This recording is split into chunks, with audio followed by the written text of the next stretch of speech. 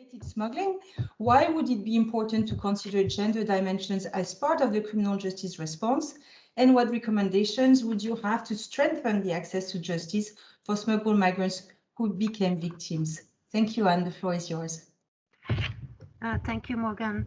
I'm very honored to join this particular side event, which I think it's very important to explain that migrant smuggling is not only people in a boat like you see on the presentation, and thank you for sharing some thoughts with you. So the pictures you see were taken yesterday at 9 kilometers of the Belgian coast. So yesterday was the 19th of May 2021. This is a small boat with 49 migrants. It was found following a distress call. In our legislation, and I would like to say 15 of the 49 migrants were women. There were no children on board. For us, for the Belgian legislation, this is also aggravated migrant smuggling, as there was a too small boat for 49 migrants, an engine that was not powerful enough to reach the UK shore, and there was not enough fuel for the journey. But of course, it's possible that in the boat, some of the migrants were raped, abused, tortured during their journey from home to go on the Belgian North Sea. We all know that migrant smuggling is a staged process. It involves different countries, different perpetrators, making it very difficult for us, for the prosecution, to approach a migrant smuggling journey in global and take all the crimes against the physical and sexual integrity of the migrants into consideration. We have some cases in Belgium from migrant smuggling with aggravating circumstances where we could address the crimes of rape and torture, as the perpetrators were identified in France, in a transit zone or a hotspot in France, and they were extradited as part of the migrant smuggling ring.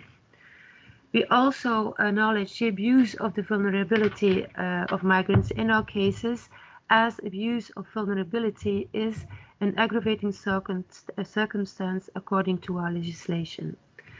But even though we will take the aggravating circumstance, we will not be able to bring to justice all the crimes that have occurred along the journey.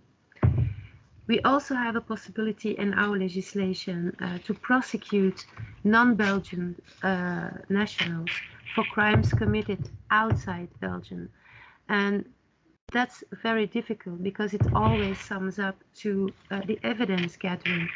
That's the first thing. And the second one is the identification and the localization of the perpetrators and then getting them extradited to Belgium. It's very difficult, but it's not because it's difficult that it's impossible. We will try to do that if it's possible. So I think that for the prosecution of crimes and aggravating migrant smuggling, we will really need an enhanced cooperation with the countries where the crimes occur, with the transit zone, with the hotspots, but also with the migrants themselves who do not always come forth with the dramatic events that they have occurred and endured. And I think that is also a part of our task as a global, as everyone together, to explain to the migrants that they can come forth with such situations. For example, in Belgium, we have a special status for victims of trafficking and smuggling in human beings in aggravating circumstances. We try to explain that to migrants, but it's very few use this possibility.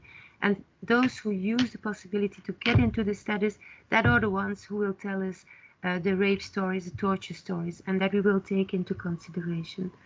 So that were the few thoughts I wanted to share with you. I could say that Georgia and me, we could talk for 3 days about what we have encountered, but I will stop here. Thank you very much.